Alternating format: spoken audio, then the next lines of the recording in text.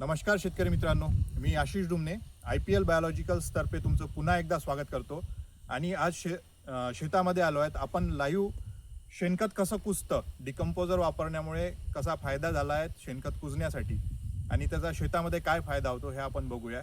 तर शेणखत कसं कुजतं बघता येईल आपल्याला. इथे बघा, आपण 2 महिन्याच्या अगोदर इथे शेतकऱ्यांना डिकम्पोजर दिलं होतं. प्रीमियम डिकम्पोजर म्हणून येतं IPL बायोलॉजिकलचं.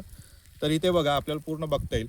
हे पूर्ण कच्चं शेणखत होतं. हे पूर्ण कुजलेलं आहे आणि यामध्ये कुटाराच्या काड्या पण होत्या, पण त्या आता पूर्ण ह्या कुजलेल्या आपल्याला इथे दिसतात. तर याचा फायदा आपल्याला शेतामध्ये कसा होतो, तर डिकम्पोजर शेणखतामध्ये आपण डिकम्पोजर वापरल्यामुळे शेणखताची जे उत्पादकता आहे ते वाढते आणि याच्यावर प्रक्रिया झाल्यामुळे आपल्या शेतामध्ये टाकल्यानंतर आपल्या जमिनीची पोत सुधारते.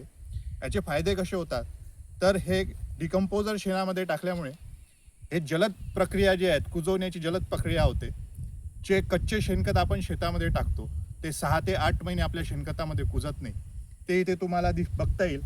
इथे 60 दिवसामध्ये बघा, पूर्ण हा कच्च्या शेणखताचा भुगा झालेला आहे आणि पूर्णतः हे कुजलेले तुम्हाला दिसत आहेत.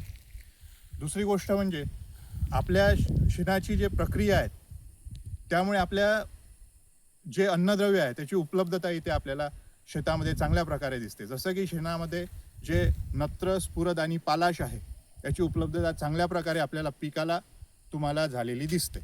तिसरी गोष्ट, शेणामध्ये आपण बघतो की कच्च्या शेणामध्ये बऱ्याचशा तणांच्या बिया आपल्याला आढळून येतात. तर या तणांच्या बिया ज्या आहेत ह्या चांगल्या डिकम्पोज शेणखत झाल्यामुळे ह्या तुम्हाला इथे नायनाट झालेला आहे. त्यामुळे आपल्या शेतामध्ये तणाचा प्रादुर्भाव आपल्याला दिसणार नाही. तिसरी गोष्ट, डिकम्पोजर शेण वापरल्यामुळे आपल्या जमिनीचा चांगला पोत सुधारतो. तर काय होते, पोत सुधारणं म्हणजे काय होते, तर आपल्या जमिनीमध्ये जे सेंद्रिय कर्ब आहे ते वाढतो, जमिनीचा pH सुधारतो आणि जमिनीमध्ये हवा तयार होते. जेव्हा आपण डिकम्पोजर झालेले शेत जमिनीमध्ये टाकतो तेव्हा झाडांच्या मुळांना हवा लागते, जमिनीला एक पोकळपणा मिळतो आणि त्यामुळे मुळांना ऑक्सिजन येऊन आपल्या पिकाची चांगली सुधारणा आपल्याला बघायला मिळते. तर हे यावर प्रक्रिया कशी करायची असते, तर 200 लिटर पाण्यामध्ये आपण शेणखतामध्ये आपण 200 लिटर पाण्यामध्ये 1 लिटर डिकम्पोजर घेतलं होतं.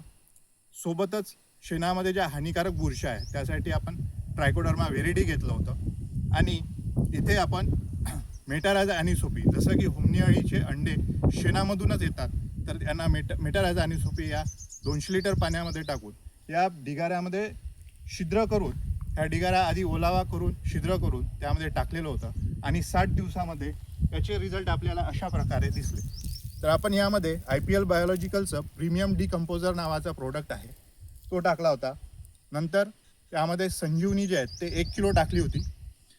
त्यामध्ये ट्रायकोडर्मा व्हेरिडी येतं आणि कालीचक्र हे मेटारायझा अॅनिसोपी हुमणी अळीसाठी आहे, ते आपण इथे 1 किलो टाकलं होतं 200 लिटर पाण्यामध्ये मिसळून आणि या ढिगाऱ्यावर टाकल्यानंतर आपल्याला इथे चांगला रिझल्ट मिळाला आहे. तर शेतकरी मित्रांनो, शेणखत कच्चं टाकण्यापेक्षा अशा प्रकारे आपण जर डिकम्पोज करून टाकलं तर नक्कीच आपला फायदा होतो.